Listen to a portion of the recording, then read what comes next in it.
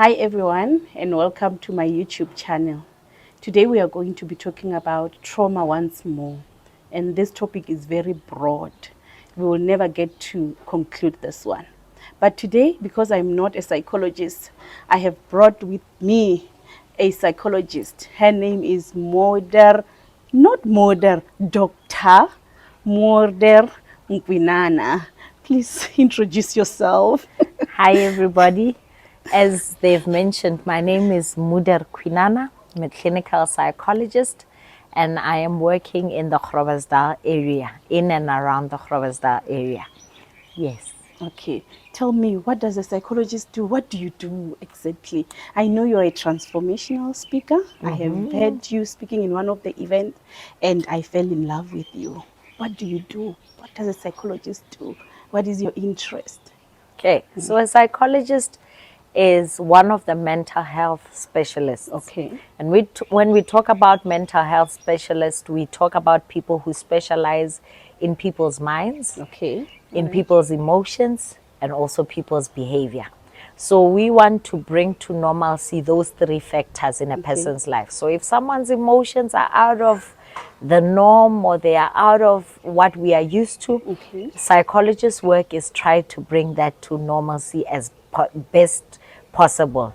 If someone's mind is out of the norm, we bring it back. And then lastly, if someone's behavior, anything about a person's behavior is not what we expect at that given age, at that given knowledge set, then we try our best to return it to normal. To the normal. Okay, so you help us rediscover ourselves. Very Exactly. much interesting. So, but today I want us to talk about trauma. You know, I have realized that a lot of diseases that we are having, even right now, the main cause is trauma. Anxiety, depression, high blood pressure, diabetes, you name them. Even the cause of death, it's also because of trauma. I'm talking about unnatural death, you know, suicide, murder. It's because of there is something that was not resolved and that has caused that. What is trauma? Okay. So trauma is anything that happens to a person that endangers their well-being. Okay. So whether it is an attack, whether it is an assault, whether it is a rape, whether it is observing abuse, anything that will leave someone feeling like their well-being is threatened or they are at an almost death experience, whether it is perceived or an actual experience, even if it is me witnessing you being assaulted, that can count as trauma. So anything that will bring threat or a feeling that I need to escape from this situation, then we call that an adverse event or we call that a traumatic event. Yes. So now, how does it manifest? Okay. So trauma comes in many forms. Trauma, firstly, let me explain that as much as we have the conscious being, the conscious being is how we talk, how we live, the things we do on a daily, then we have the unconscious being. And the unconscious being are those things that we can't really touch and feel and talk about. For instance, like our mind, our thoughts, our emotions. Now, when we talk about trauma, it doesn't only affect the conscious being. It reaches deep down even to the unconscious being. So if I witness a trauma or I go through a trauma, you may say, okay, she was assaulted, we took her to the hospital, the wounds are healed, it means she's okay. But the unconscious, which is what is under the surface, can still be affected. And then it will show in other ways. Now you ask, now what are those ways? How do I know that this person has been affected by trauma? Maybe simply put, immediately when someone has experienced a trauma, in a few weeks or in a few days, there are things that we anticipate to see. The first one being fear. It's not a lot of times that someone goes through trauma or through an adverse event and doesn't experience fear. The second one is maybe the re-experiencing of the event or the coming back of the event, right?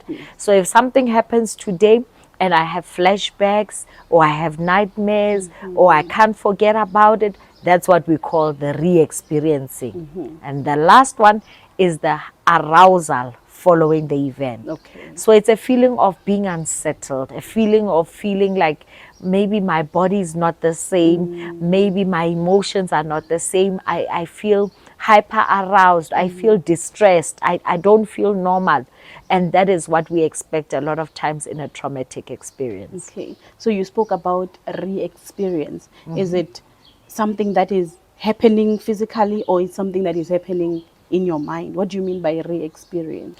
It is definitely something that is happening in the mind. Okay. So a lot of times when we experience a traumatic event, our minds store that memory. Okay. And they look for times where we maybe calm down or it's a quieter time, and then it tries to bring that back, the memory back, to resolve it. Okay. So what that looks like is someone saying, I was in an accident last year, but till today I still have memories, I still have flashbacks, the smell that I smelled of the tires burning or the petrol, it still comes back to my nose. So that's re-experiencing. Any memory that seemed like it was far or it was lost, but it still comes back in the form of flashbacks, nightmares, anything of that sort. Okay. I believe even maybe a situation that is just similar to what has happened can make you, is it also a re-experience?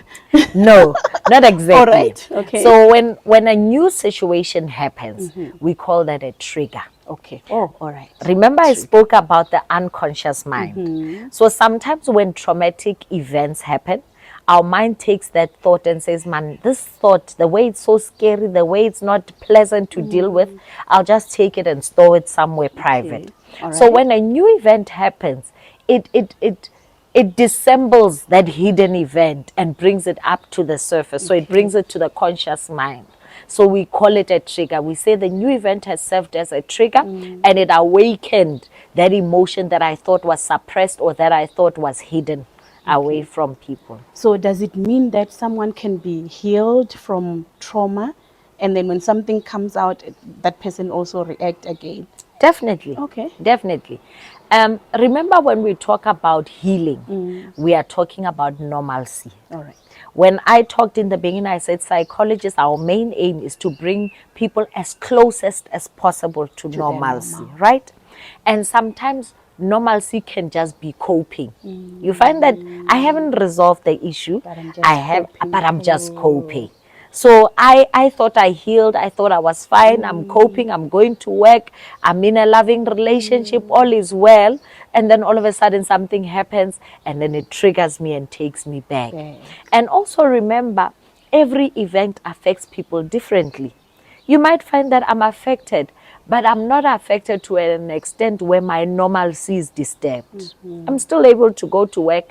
I'm still able to bond with my kids. I'm still able to hold relationships, but it's there. It has been programmed somewhere, stored somewhere in my brain. Exactly. So when something small happens, it triggers, and then now it's double, and I have to deal with it. Yeah.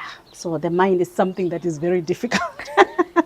Definitely, Yes, definitely. but how long does it take after experiencing a traumatic situation? How long does it take for one to experience now the trauma itself?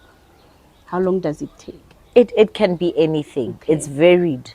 It can be anything from seconds to even years, right? Okay. Let me talk a bit about what I mean when I say years. There are people who say, I went through a traumatic or an adverse event in my childhood. Maybe I grew up in a family of gross poverty, or in a family environment that was aggressive, or I experienced a motor vehicle accident in childhood. And then they are able to suppress those emotions. They are able to suppress. But those emotions, as much as they are able to suppress, the thing about trauma is it affects 3 parts of life. The first part being our interpersonal abilities, or our ability to bond. Okay. If we have an unresolved traumatic issue, it is going to make it hard to bond, or it's going to make us have bonding or relationships that are maladaptive, let me say. So you might think, I'm doing well, this is me, but you might find that because of the trauma, you are having relationships that are maladaptive per se. Okay. The second thing, trauma challenges our safety. Okay. If you experience a traumatic event, it will definitely affect how safe you feel. And safety, not only physical safety, as in I feel safe, I'm in a home, or I feel safe. No, it can even be emotional safety. Okay. Some people who go through trauma lose their self-esteem because they don't feel safe emotionally. Okay. Some kids, sorry, sorry, some kids who have been through trauma can lose confidence, Okay. and that could resemble that they've lost safety. They don't feel safe. The child doesn't feel confident enough to stand before people. So when you compare a child who's been through trauma to other kids, you will definitely see that there's that feeling of being unsafe. So they have a difficulty self-actualizing or becoming who they actually are. And then the last part, what we see trauma affecting is our stability. Okay. People who go through trauma, a lot of them have many conditions, like you mentioned, Yeah. whether be it psychological conditions such as anxiety, depression, whether it be physical symptoms such as high blood pressure and other maybe heart conditions. So definitely trauma affects people as a whole.